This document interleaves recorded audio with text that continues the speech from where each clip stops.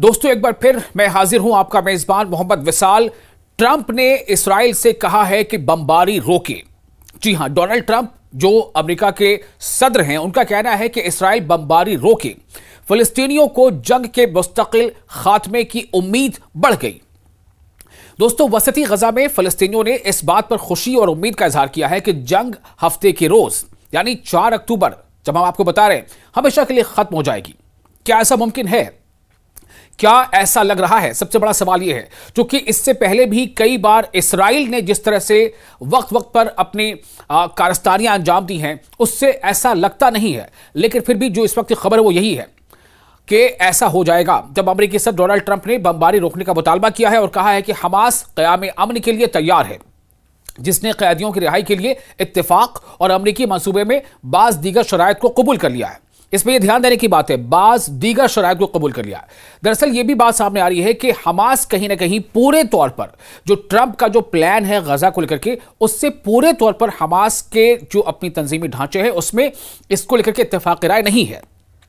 कुछ का ख्याल कुछ और है, कुछ का ख्याल कुछ और है, क्योंकि बहुत सारी बातें उसमें ऐसी हैं जो हमास के कारकुनों को सोचने पर मजबूर कर रही हैं।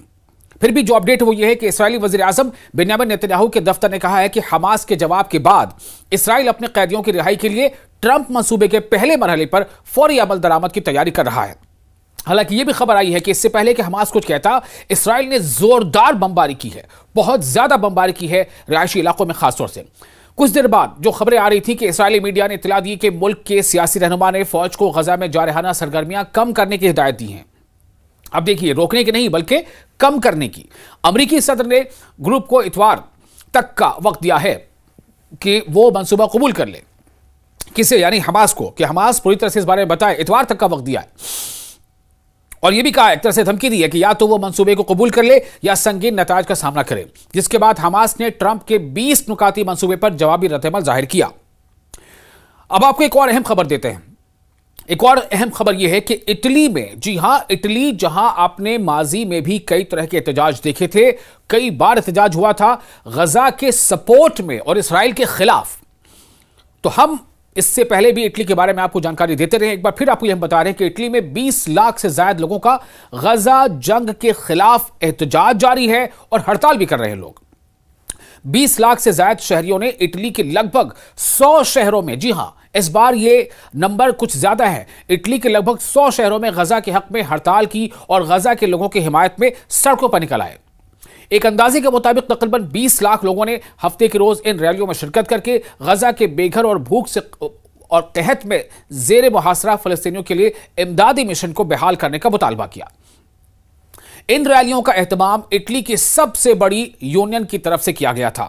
इससे पहले भी हमने जो आपको रिपोर्ट दी थी उसमें हमने ये दिखाया था किस तरह से इटली की सड़कों पर लोग सड़कों पर निकल आए थे। और आपको ये बता दें कि इटली एक ऐसा मुल्क है जहां तकरीबन 65 से 70% आबादी, 70% आबादी इटली में क्रिश्चियंस की है, यानी वहां ईसाई बिरादरी के लोग रहते हैं, 70 से कुछ ज्यादा। और उसके बाद कई दीगर उसमें आबादियां हैं, उनमें एक बड़ी आबादी अथीस्ट की भी है। लेकिन उसके बावजूद आप देखें कि इटली में इंसानियत की बुनियाद पर वो ये नहीं देख रहे कि कौन ईसाई है या कौन मुसलमान है या कौन यहूदी, वो इंसानियत की बुनियाद पर इटली के अवाम सड़कों पर निकल आए हैं। और जिस तरह से ये जो सुमुद फ्लोटिला यानी ग्लोबल सुमुद फ्लोटिला यानी छोटे छोटे जहाज़ों का, इंसानी कॉज के लिए काम करने वाले सोशल एक्टिविस्ट का छोटे छोटे जहाज़ों पर सफ़र करते हुए गजा जाने का जो वो मिशन था, उस पर जिस तरह से इसराइल ने अटैक किया या उनमें सफ़र कर लोगों को हिरासत पर लिया, उन्हें कैद किया, उसके बाद से तो ऐसा लग रहा है कि इटली ही नहीं बल्कि इटली हो या फ्रांस हो या दीगर और ममालिक हो, वहाँ पर लोग इतने गुस्से से भड़क गए कि लोग सड़कों पर आ गए। इटली की मुख्तलिफ यूनियनों ने दावा किया है कि ये कॉल फ्लोटिला के इसराइली फोर्सेस की तरफ से रोके जाने के बात दी गई थी ताकि इस पर एहतजाज किया जा सके कि इसराइली फोर्सेस ने फ्लोटिला के जरिए भी बहुत मामूली इमदाद सामान पहुंचाने की इजाजत नहीं दी और बुध की रात तकरीबन 25 मुल्कों के 400 से ज्यादा इंसानी हुकूक का कारकुनों को ताकत का इस्तेमाल करके रोक कर गिरफ्तार कर लिया था। हालांकि जो फ्लोटिला में जो लोग शामिल थे उनमें से 40 से ज्यादा मुल्कों के लोग शामिल हैं, लेकिन जितने लोगों को रोका गया था उनमें से 25-30 के आसपास बताया जा रहा है कि मुल्कों के लोग शामिल हैं। इटली में इन मुजाहरों के अलावा यूरोप के मुख्तलिफ मुल्कों में बल्कि दुनिया भर में गजा के फलस्तीनियों के हक में प्रोटेस्ट हुए। अलग अलग कहीं पर इनकी तादाद प्रोटेस्टर्स की कहीं 10,000 थी, कहीं 20,000, कहीं 40,000। अब आप सोचें कि इटली के अगर 100 शहरों में ऐसा हो रहा है तो तादाद कितनी रही होगी। ताहम यूरोपीय मुल्कों में से इटली में सबसे मौसर रैलियों का एहतमाम किया गया।